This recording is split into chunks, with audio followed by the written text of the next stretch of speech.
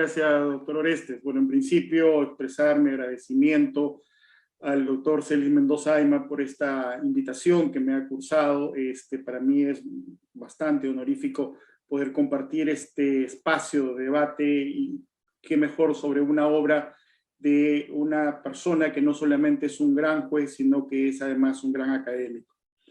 De la misma manera, agradecer al INCIP por la organización de este evento y a la Junta de Decanos de los Colegios de Abogados del Perú. Mi agradecimiento a todos ustedes.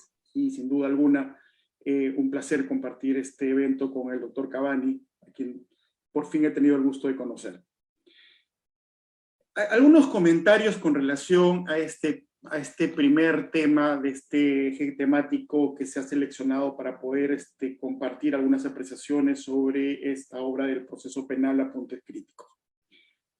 Me seduce la idea inicial del doctor, creo que lo conversábamos al inicio de este encuentro, es que para mí uno de los temas que más me ha impresionado, luego de revisar el íntegro de la obra, es esta aproximación al proceso penal que se hace desde la teoría general del proceso. Eso es un tema, en mi concepto, casi inédito en la literatura procesal penal en el país, ¿no? O sea, el tratar de imbricar los conceptos del proceso penal dentro de la teoría general del proceso siempre ha sido una tarea, yo diría, abandonada o no iniciada. Pero ese es uno de los grandes aportes que nos brinda el doctor Mendoza, que es justamente enfocar el proceso penal, pero desde la teoría general del proceso, y no entender el proceso penal como si fuese una isla que tiene sus propios mecanismos y que es totalmente ajeno a la teoría general del proceso, lo cual todos sabemos no es cierto. Este primer punto que el doctor desarrolla, que es la autonomía constitucional del proceso penal, me parece muy interesante. Hace muchos años, ¿no? Ya bastantes años atrás, se acuñó un término que era el Programa Constitucional del Derecho Penal, es decir, la construcción del derecho penal a partir de los preceptos constitucionales. Y creo que esa idea el doctor lo plasma ahora en esta obra, cuando nos podríamos ya hablar de un programa constitucional del proceso penal, porque justamente en la génesis que él relata acerca del concepto de autonomía del proceso penal, y llega a este concepto de que esta normatividad procesal penal se alimenta de los preceptos constitucionales, es una absoluta realidad. Yo tengo dos ejemplos al respecto. Si nosotros nos damos cuenta, por ejemplo, cuando se entra en vigencia el nuevo Código Procesal Penal, una de las grandes justificaciones para el ingreso de esta nueva normatividad era su necesidad de poder adecuarlo a la nueva Constitución y sobre todo a los tratados internacionales de protección de derechos humanos. Entendido que el Código de Procedimientos Penales del 40, de una u otra manera, no estaba adecuado a esta normatividad constitucional y supranacional.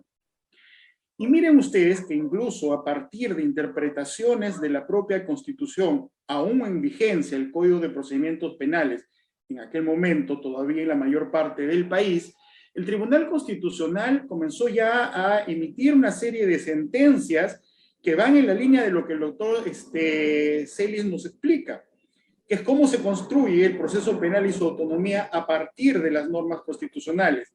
Solamente para citar dos hitos, ¿no es cierto? El primero es esta sentencia, la 2005-2006, de habeas corpus, el Tribunal Constitucional, el caso Humber Sandoval, donde aún que está haciendo referencia a un proceso penal sujeto al Código de Procedimientos Penales, pero reafirma claramente el Tribunal Constitucional a partir de la separación de poderes, no de poderes, la separación funcional que había introducido la Constitución respecto al Ministerio Público y el Poder Judicial, reafirma, incluso para el Código de Procedimientos, que el modelo procesal al cual se adscribía nuestro sistema de procedimientos era sin duda alguna al sistema acusatorio. Y miren la construcción que comenzaba a hacer el Tribunal Constitucional, no a partir de la norma procedimental, sino a partir de la norma constitucional, y afirmaba y reafirmaba el modelo acusatorio. Pero no es el único paso.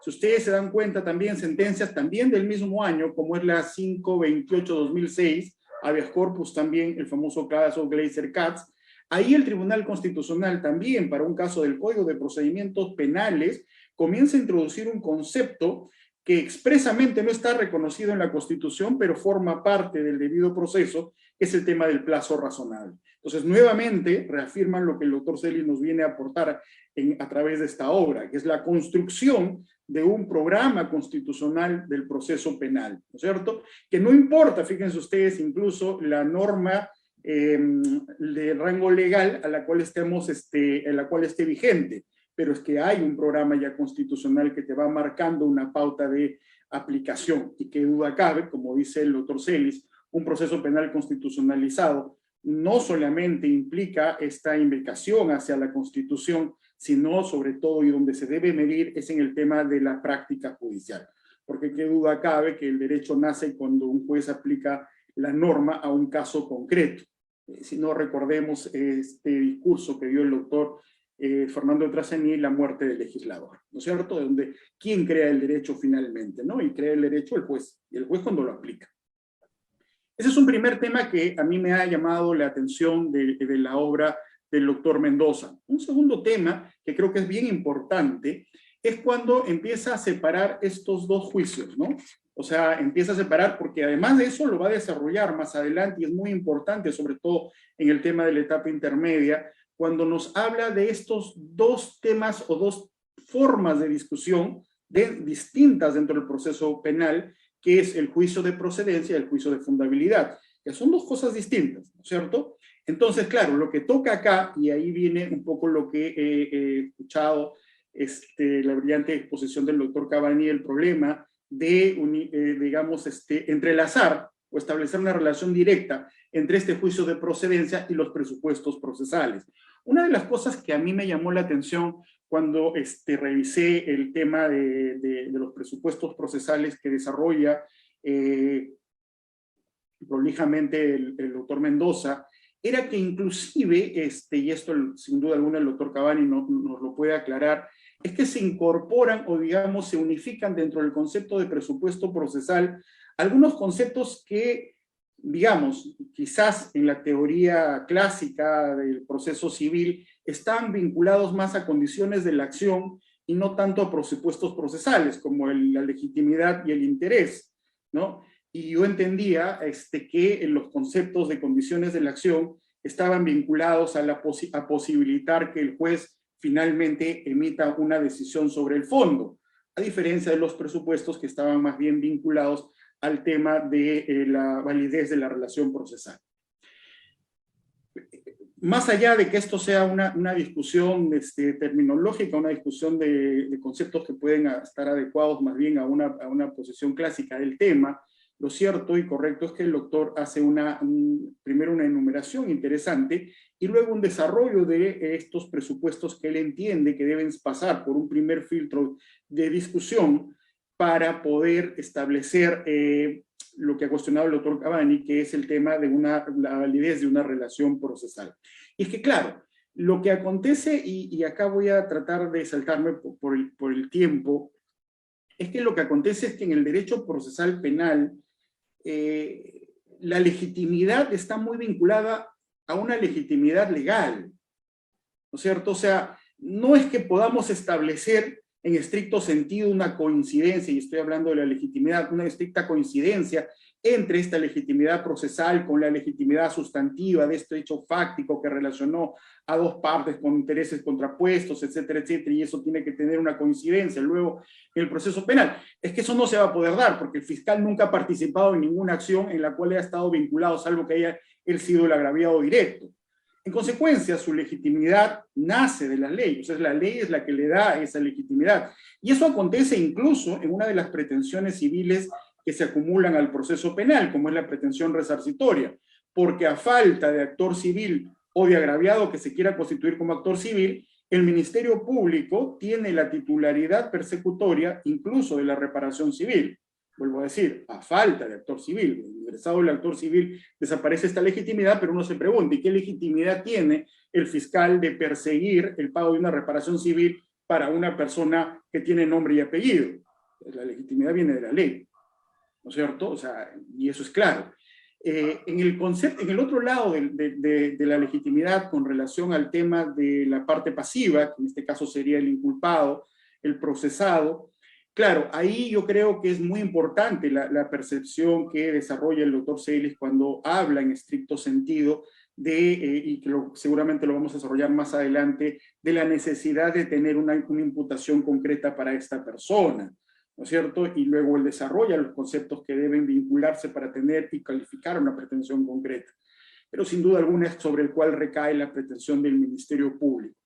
Otros temas que creo que son importantes destacar, permítame un segundito, la verdad es que es tan rica en conceptos y en desarrollo la obra que me ha tocado poner con ustedes, que he tenido que tomar algunos apuntes para poder dar algunos aportes al tema.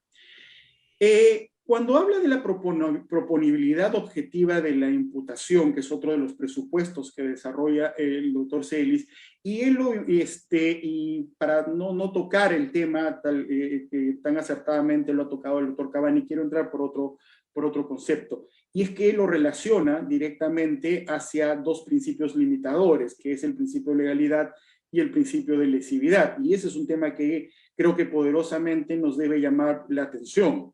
Y es que, claro, el problema de la imbricación hacia un principio de lesividad está muy vinculado a no sé si es una moda, pero de una u otra manera es la incorporación dentro del derecho penal de estos llamados delitos de peligro abstracto, ¿no? Que básicamente ya ni siquiera uno puede hablar del principio de lesividad, porque no hay lesión de ningún bien jurídico, no hay una puesta de peligro concreto a nivel de, por ejemplo, de una tentativa contra el bien jurídico, lo que hay es simplemente una desobediencia a la norma, por eso llaman delitos formales. Entonces, eso en mi concepto, que debería estar reservado al derecho administrativo sancionador, de una u otra manera comienzan a invadir los fueros del derecho penal en una sed de adelantamiento de la barrera de protección. Pero bueno, no es el tema, pero creo que el doctor llama la atención sobre este asunto y creo que es muy importante tenerlo en consideración.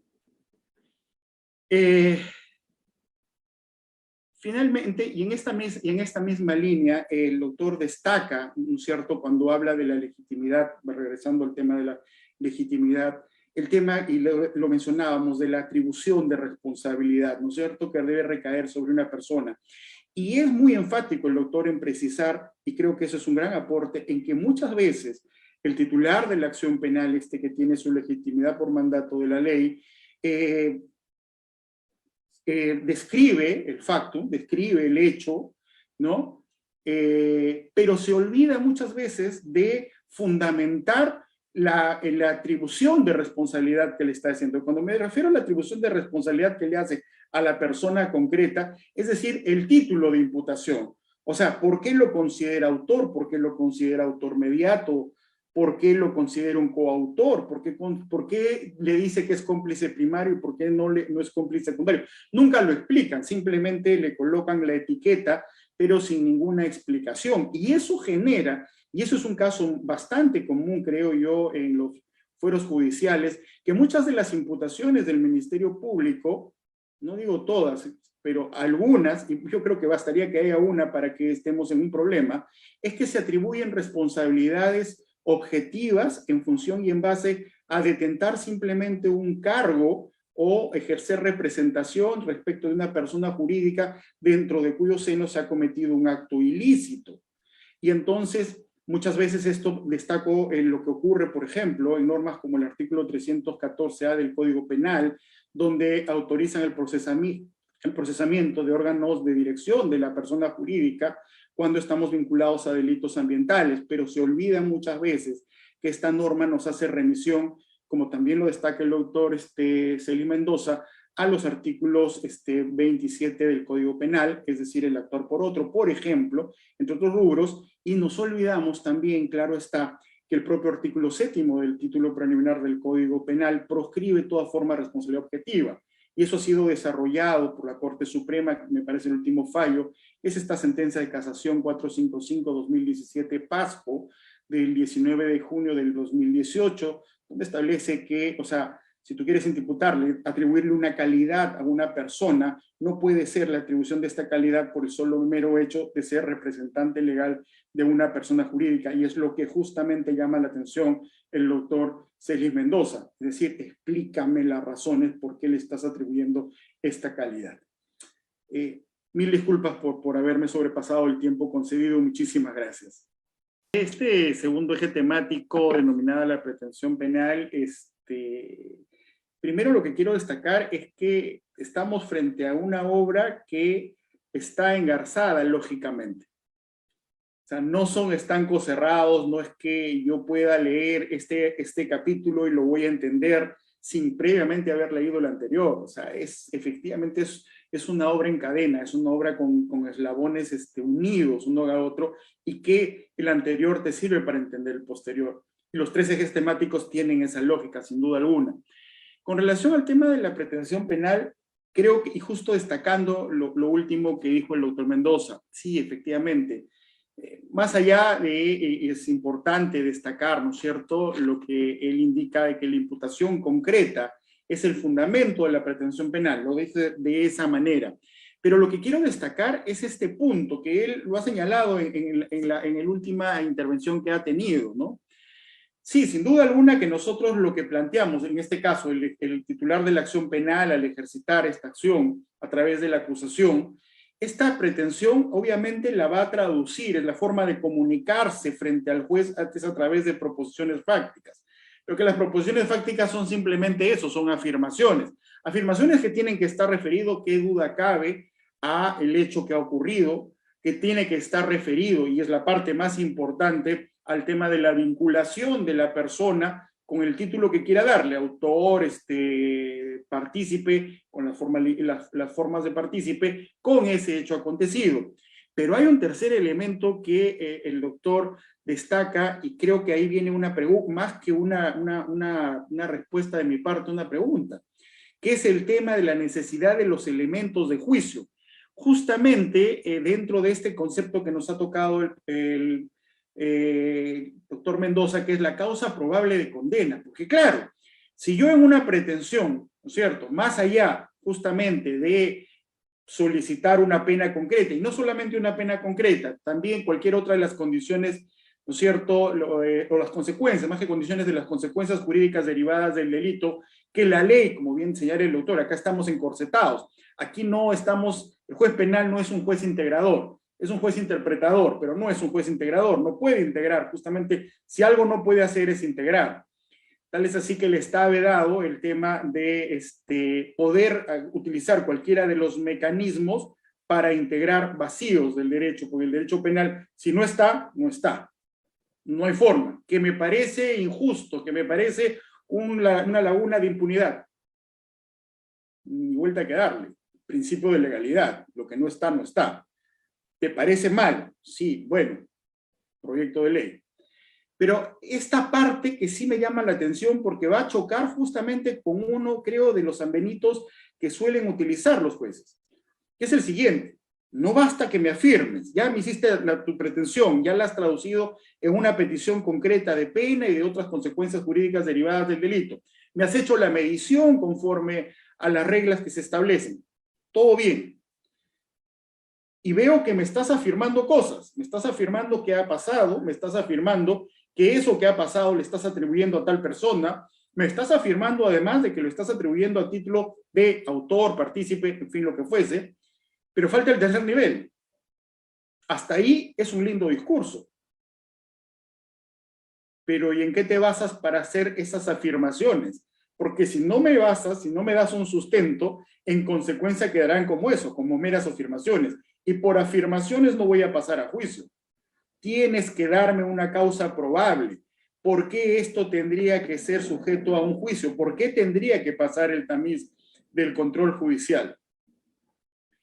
Y es lo que el doctor justamente cuando desarrolla el tema de la imputación concreta y establece los elementos, lo pone como el tercer elemento, la evidencia o elementos de juicio. Pero yo me pregunto,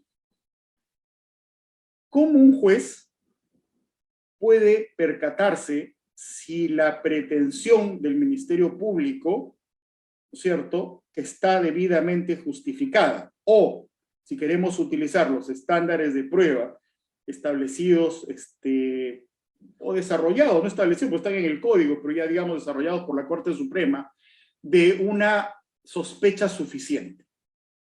¿Cómo yo, juez, puedo llegar a la conclusión de que existe un estándar, de que se cumple con un estándar de sospecha suficiente que me permita pasar a juicio? Y acá viene la pregunta, si no valoro prueba. ¿Cómo llego a esa conclusión? Porque acá hay además un dato adicional, que muchas veces las acusaciones, cuando ponen elementos probatorios, te hacen un relato de los elementos probatorios, mejor, no un relato, una enumeración de elementos probatorios, pero ni siquiera te dicen qué elemento está acreditando, cuál de lo que exige el doctor Mendoza, a qué cosa te estás refiriendo. ¿Te estás refiriendo a lo que aconteció? ¿Te estás refiriendo a la imputación? ¿A qué cosa te estás refiriendo? Normalmente las acusaciones no te hacen ese desarrollo, te ponen el listado. Pero la pregunta es, si justamente yo tengo como juez, y es una de las cosas que imagino trataremos en el tercer eje temático, que es esta posibilidad, más que una posibilidad, es un deber del juez de poder calificar esta potencialidad de pasar a juicio de la pretensión del Ministerio Público, es un deber de calificación, y que si no cumple con estos estándares establecidos en la norma, en consecuencia yo tengo el deber de sobreseer. Entonces, si mi sustento del sobreseimiento es la insuficiencia probatoria, ¿cómo puedo llegar a la conclusión de que estoy en una insuficiencia probatoria si no valoro prueba? Y lo que pasa es que normalmente lo que le van a decir a uno es que en esta etapa intermedia no se valora prueba porque no hay prueba. ¿No? Porque la prueba se gesta, es esta actividad propia del juicio, ¿no es cierto?, bajo contradictorio y bajo la inmediación del juez que va a resolver la causa final. Sí, pero ¿y entonces qué hay antes? ¿Cómo mides la insuficiencia acreditativa? Es exactamente lo mismo que pasa en una prisión preventiva. ¿Cómo llegas al estándar de graves y fundados elementos de convicción si no valoras? O salvo que yo esté equivocado y me digan que hay otro tipo de razonamiento judicial que se parece a valorar, pero que no es valorar para no incumplir con la norma. Entonces, yo siempre he tenido esa duda, porque es sin duda capital. Porque puede ser que la conducta, o sea, pueda cumplir con los demás requisitos, pero lo que sucede y acontece, por ejemplo, que me digan, sí, pues, es típica la conducta, el hecho ha ocurrido, la conducta se reúne los criterios de tipicidad, pero hay un gran problema, que no hay forma de imputarle ese hecho a esta persona a la cual tú le estás atribuyendo responsabilidad. ¿Y cómo sabes que no hay forma de atribuirle esa responsabilidad? Pues que mira la base probatoria con la que está sustentando su imputación o su pretensión en el Ministerio Público. La imputación, como bien señala el doctor Celis, forma parte de la pretensión como concepto más macro, ¿no? Entonces, ¿cuál es el mecanismo, cuál es el ejercicio mental que hace el juez para llegar a esa conclusión? ¿Cómo puede concluir de que hay insuficiencia probatoria si no revisa la prueba? Y cuando me refiero a prueba lo hago en el término coloquial para no chocar con la aseveración de que la prueba se gesta en juicio, ¿no? Elementos acreditativos. Básicamente eso. Pero creo que aquí es una de las cosas que a mí me ha impresionado, y lo digo con toda sinceridad del libro, es que estos temas que te llaman a discusión, porque es central, te está diciendo, la imputación concreta no es solamente que le quede claro a quien le imputas qué cosa le estás imputando, porque normalmente un concepto restringido de imputación concreta te dice, mira, que te quede claro, porque si te queda claro lo que te están imputando, entonces tú tienes derecho ya tienes la posibilidad de contradecir porque sabes lo que te están imputando. Oye, pero lo que me está imputando no tiene ningún sentido. Además no se basa en nada. No, pero ya te quedó claro. Pero lo que nos propone el doctor Mendoza es un concepto más amplio y engarza un elemento central que no lo saca de la chistera. Es un elemento que está en la norma, que es la posibilidad del sobreseimiento por insuficiencia probatoria o por insuficiencia acreditativa. Pero ¿y cómo hacemos eso para llegar a la conclusión de que hay insuficiencia acreditativa? Este tema creo que lo que nos propone el doctor Celis Mendoza para desarrollar, para ponernos a pensar, es muy, muy interesante. Muchas gracias. Sin duda alguna, este ha sido probablemente uno de los capítulos que me han generado mayor satisfacción, porque al igual que el doctor Cavani, comparto en líneas generales lo señalado por el doctor Mendoza, a lo largo del desarrollo de este tema. Hay algunas afirmaciones, sin duda alguna, que desarrollarlas, ¿no?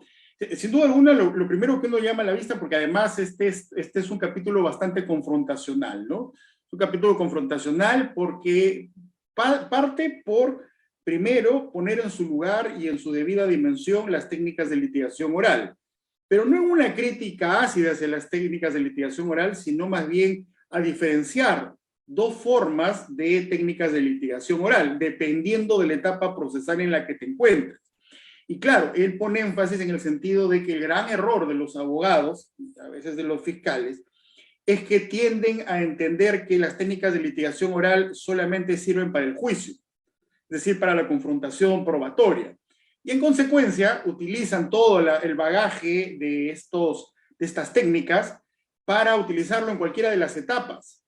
Y claro, es muy diferente irte dentro de un contexto en el cual utilizas mecanismos para actuación probatoria con los interrogatorios, con los contrainterrogatorios, con las objeciones, a un contexto en el cual lo que vas a hacer es, en estricto sentido, ir a discutir el control del requerimiento fiscal, ya sea sea de sobreseimiento o un requerimiento acusatorio. Entonces es distinto.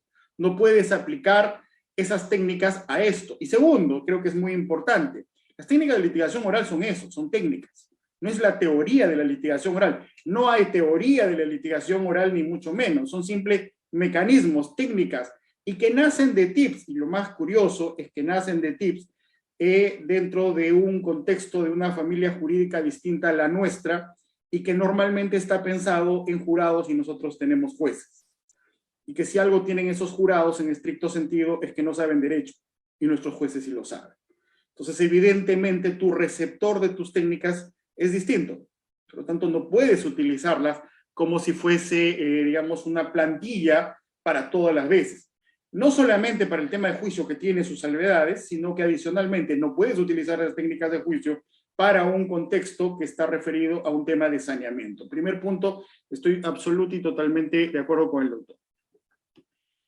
Hay un segundo punto que sí me ha llamado la atención. Y fíjense, aquí sí quiero hacer una salvedad al respecto. Miren, yo tengo la impresión, pero es una impresión personal de alguien que estuvo imbuido desde la entrada en vigencia del nuevo Código Procesal Penal, que hubo un error de modelo. Y me refiero a lo siguiente.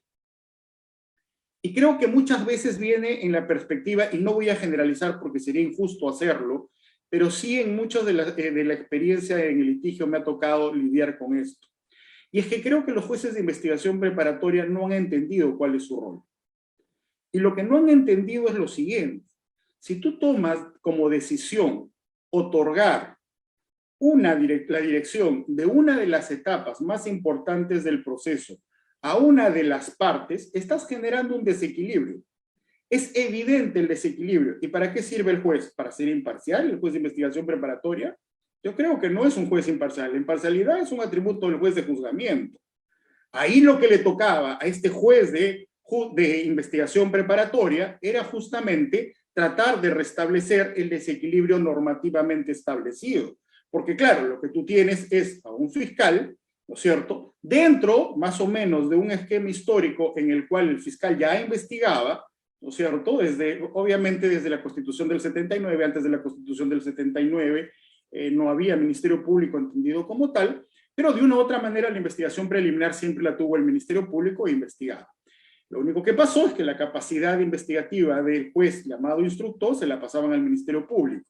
Pero miren, esta persona que desde el momento, y no es el momento desde el que acusa, es desde el momento, si ustedes si quieren, basta leer disposiciones de inicio de investigación preliminar, que en más del 50% de las veces ya te atribuyen responsabilidad y le ponen nombre, pese a que la norma te dice que esos actos preliminares de investigación es para más o menos saber qué pasó y más o menos quién estaría vinculado, pero ya de entrada te ponen nombre y apellido y te atribuyen una responsabilidad. Y ni les digo ya en la disposición de formalización de investigación preparatoria, ¿no es cierto? En esa línea de ideas creo que ahí ha habido un problema. Entonces, este juez, que es el mismo, ojo, miren, es el mismo que ya se tuvo la oportunidad probablemente de pronunciarse sobre el objeto del proceso, porque ya resolvió pretensiones cautelares, porque ya resolvió prisiones preventivas. Ese es el mismo juez que ahora va a controlar la acusación. Y ahí yo tengo un problema. Y ahí yo tengo un problema, creo que ahí el modelo ahí ha fallado, creo que hay un problema que tiene que resolverse de una u otra manera. Y en consecuencia, cuando el doctor Celis, y ahí sí sigo su línea de pensamiento, cuando dice, ¿por qué los jueces de investigación preparatoria, que luego son los jueces de control y acusación, ponen mucho ahínco en el control formal?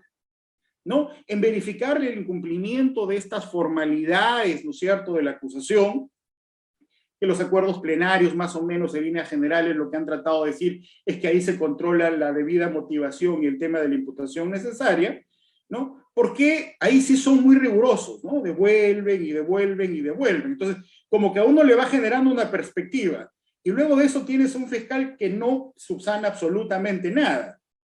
Y de repente vas al control material o sustancial y de repente hay un cambio de perspectiva de este juez y lo pasa todo. Entonces hay algo que está mal ahí, hay algo que está mal y esto es simplemente, vuelvo a repetir, no quiero generalizar, estoy hablando de algunas experiencias muy concretas, pero creo que viene por ahí el problema, porque no es posible y no es entendible que haya un cambio tan radical de un juez que le ponga mucho ahínco al control formal, que como muy bien señala el doctor Celis, ¿de qué vale hacer un control formal si tú te estás dando cuenta de antemano de que justamente ya hay causales o defectos o deficiencias insubsanables de tema de fondo, ¿no? Pero bueno, esa es una de las primeras aproximaciones. Entonces, miren, vayamos un poquito más adelante. Vuelvo a repetir acá el otro problema. Y que creo que está vinculado a una de las afirmaciones que hace el doctor Celis y que lo quiero resaltar. Es que el juez de investigación preparatoria que está justamente actuando en sede de control y acusación tiene que tener en claro que es un deber de él de sobreseer cuando no tenga una causa probable de juicio. Y que si eso significa, como muy bien señaló el doctor, digamos, un análisis cognitivo preliminar de la prueba, pues lo va a tener que hacer y no rehuir esa obligación, porque su obligación es sobreseer si no hay causa probable. O sea, no tiene ningún sentido que tú digas, bueno, es que tiene la forma, ya está la forma, ¿no? Y ¿sabes qué? Y luego te pueden decir incluso, mira, no voy a evaluar prueba porque finalmente la evaluación de la prueba es el tercer control. O sea, después de que ya yo he declarado que efectivamente ha pasado el control formal, ha pasado el control material, ahí recién voy a valorar la prueba. ¿En qué sentido tiene que me hagas una valoración cuando ya declaraste que formalmente y materialmente ya hay causa probable? Simplemente, ¿qué cosa? Para seleccionar el material a juicio. Porque la verdad es que no le encuentro ningún sentido. Cuando obviamente ese control probatorio tiene que hacerse paralelamente al momento de que estás haciendo el control material. Porque pónganse ustedes a pensar, ¿qué pasa si declara que efectivamente hay suficiencia acreditativa para pasar a juicio? Luego pasa al tercer control, que es el control de los medios de convicción, por llamarlo de alguna manera, ofrecidos, y se encuentra que hay un montón de pruebas prohibidas. Entonces, ¿qué pasó con la declaración de que materialmente ya todo está bien? Entonces se acaba de tirar abajo una serie del material que justamente, al parecer, sustentaba esa acusación. Entonces ahí creo que hay un problema, creo que hay un problema y que todo parte, y yo creo que ahí sí estoy totalmente de acuerdo con el doctor y incidir mucho en eso, de que hay que cambiar el chip. El juez no tiene que entender que solamente declarará el sobreseimiento en tanto y en cuanto haya contestado este requerimiento acusatorio en esta parte, en este caso la parte imputada, y haya introducido el argumento de sobreseimiento. No, es un deber, y como muy bien dice el código, lo puede hacer de oficio. Y yo creo que no es que lo pueda, lo debe hacer de oficio, es su obligación, porque creo que faltó una norma ahí, y es que si el juez de juzgamiento verifica que le han pasado una causa que marcadamente no era causa probable, debe haber responsabilidad funcional del juez de investigación preparatoria. Creo que esa norma nos solucionaría muchas cosas, cuando entiendan que es un deber, que es una obligación, porque dentro de la misma línea de lo que señalaba el doctor Cabaño, o sea, principio de economía procesal. ¿De qué me sirve que me genere eso? O sea, solamente por el prurito de que, puede haber un tema de impunidad. Sí, pero no hay causa. Y ojo, no es que haya habido un tema de deficiencia normativa. Este requerimiento acusatorio mal hecho, si fuese el caso de que estuviera mal hecho, lo ha hecho un fiscal que ha dirigido, que ha tenido a su cargo toda la investigación preparatoria. No es que la investigación preparatoria haya estado a cargo de un ente imparcial, no, lo ha tenido el propio fiscal. Él ha manejado la incorporación de la prueba, él ha incorporado la prueba. Entonces, si no ha logrado llegar a los estándares que, como bien señalaba el doctor Cabañas, deberían estar expresamente previstos en la norma, pues simplemente el juez debe emitir el sobreseimiento. El otro tema que me ha llamado mucho la atención, sobre todo como abogado litigante, es cuando el doctor señala que los abogados no deberíamos plantear, o sea, nuestro objetivo debería ser cuestionar el requerimiento acusatorio respecto del control material, sustantivo, sustancial, si queremos llamarlo de una otra manera. Pero no deberíamos efectuar observaciones al control,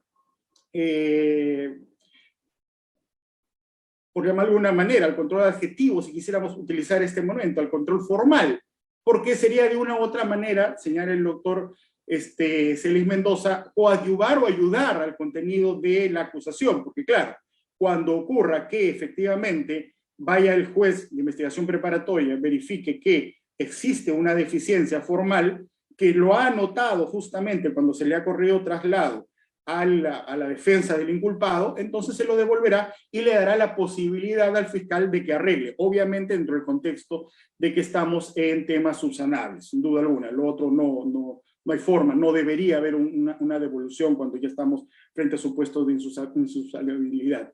Entonces, claro, esto me llama la atención por lo siguiente, fíjese, doctor, porque a veces ocurre y acontece, y esto pasa mucho, cuando estamos en problemas de imputación necesaria.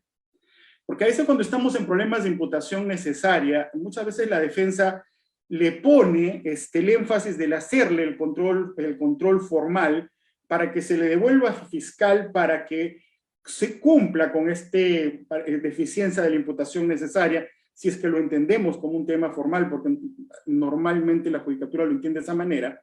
Entonces, ahí, ¿qué es lo que acontece? Se hace, y yo recomendaría, hacerlo única y exclusivamente cuando se esté seguro que no hay forma que el fiscal pueda arreglar su imputación, porque no hay forma. Y esto ocurre normalmente en supuestos cuando atribuye responsabilidad por responsabilidad objetiva. Caso concreto, el tema de los representantes legales. En línea general, vuelvo a repetir, este es uno de los capítulos que de verdad me ha llenado de muchísima satisfacción y comparto en líneas generales toda la línea de pensamiento del doctor Celis Mendoza. Muchísimas gracias.